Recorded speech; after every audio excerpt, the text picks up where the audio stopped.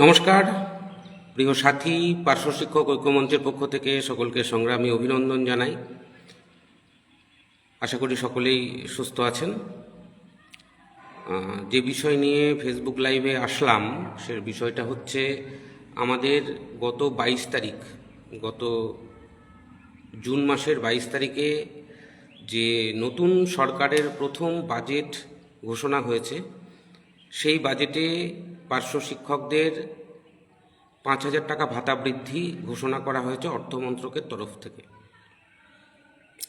তারপরেও মাননীয় মুখ্যমন্ত্রী তিনিও এটা ঘোষণা করেছেন।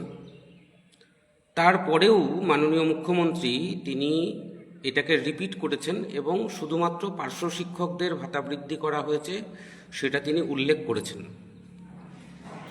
শুধু উল্লেখ করেছেন তাই নয়, তিনি সংখ্যাটা পর্যন্ত বলে দিয়েছেন যে কতজন প্যারা টিচার এই মুহূর্তে কর্মরত আছেন।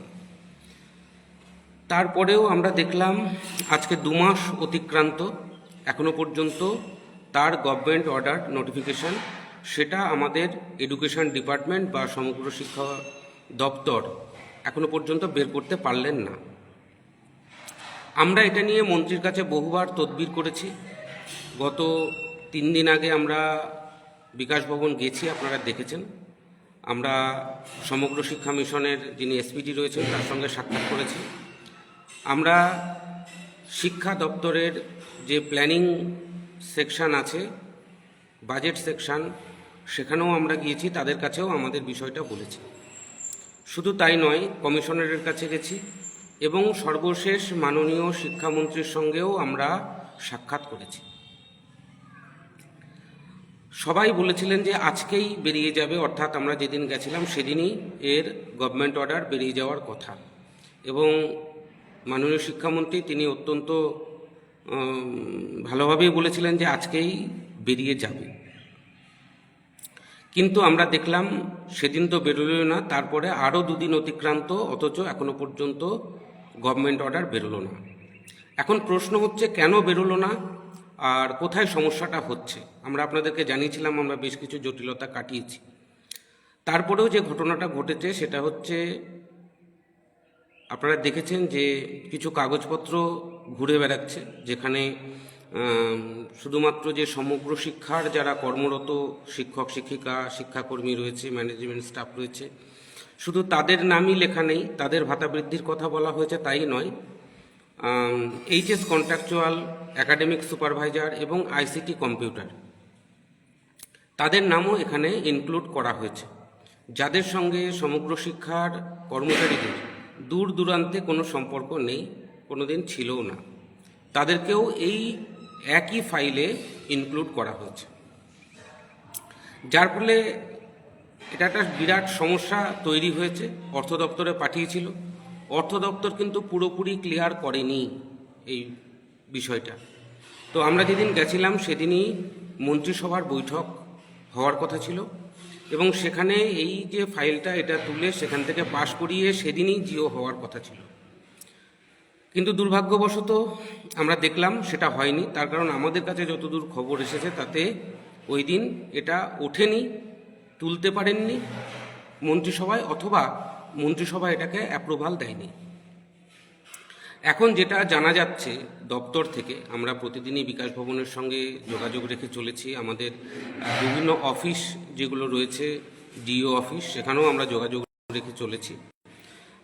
যেটা জানা যাচ্ছে সেটা এটা নিয়ে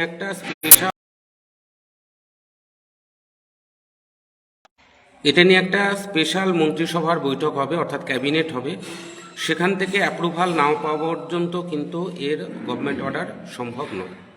তার কারণ হচ্ছে মন্ত্রিসভা যেটা অনুমোদন করেছিল সেটা শুধুমাত্র প্যারা টিচারদের জন্য, কিন্তু আমাদের দপ্তর সমগ্র শিক্ষা দপ্তর কারা করেছে সেই দপ্তরের, সেটা নামগুলো আপনারা কম বেশি আমরা সকলেই জানি।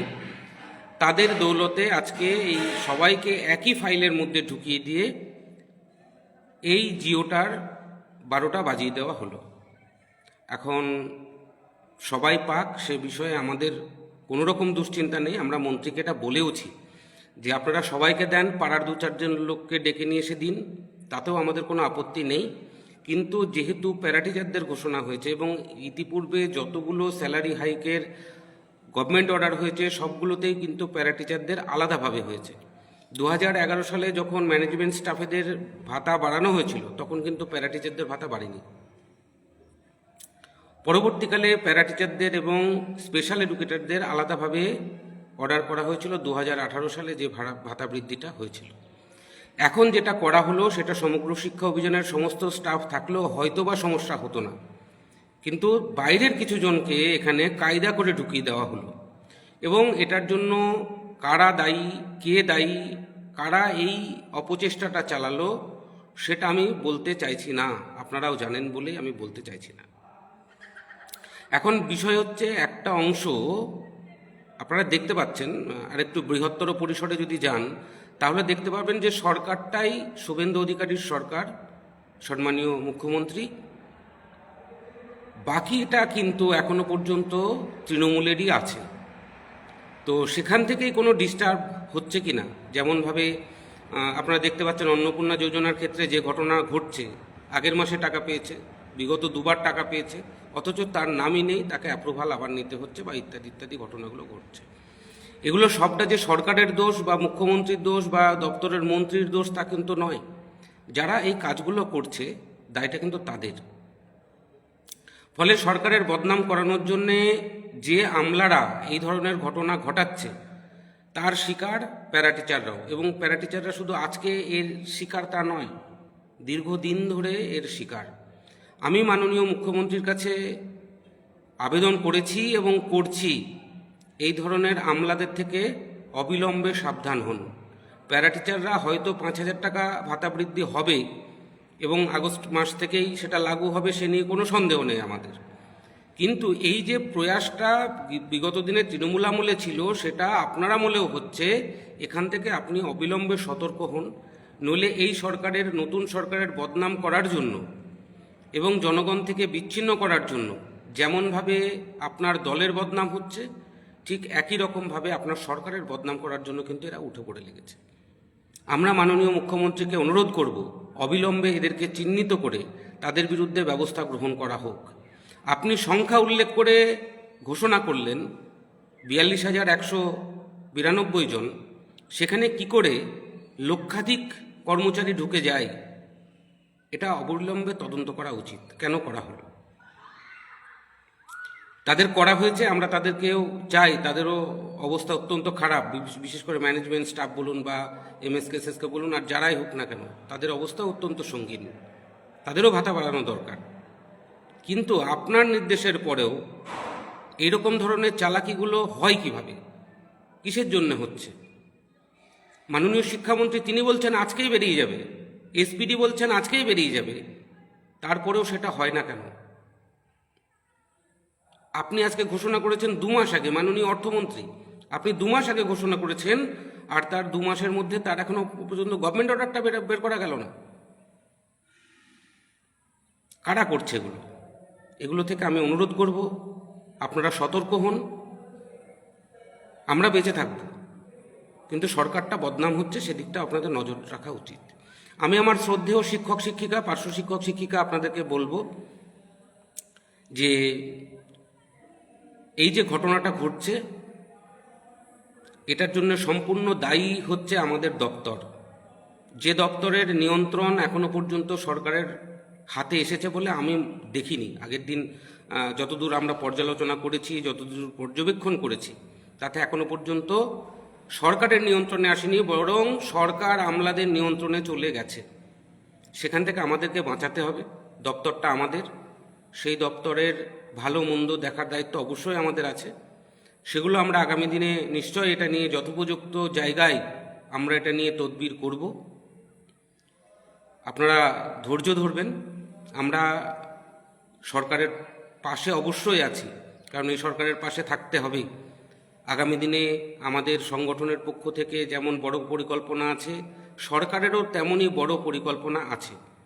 লাস্ট যে বিকাশ ভবনে বৈঠকটা হয়েছে, মাননীয় মুখ্যমন্ত্রী এসেছিলেন, মাস দেড়েক আগে যে বৈঠকটা হয়েছে, কেন্দ্র থেকে অফিসাররা এসেছিলেন, সেখানে মাননীয় মুখ্যমন্ত্রী নিজে আমাদের প্রসঙ্গ তুলেছেন এবং আমাদের বিষয়টা দেখতে হবে সেই নির্দেশ কিন্তু উনি দিয়েছেন।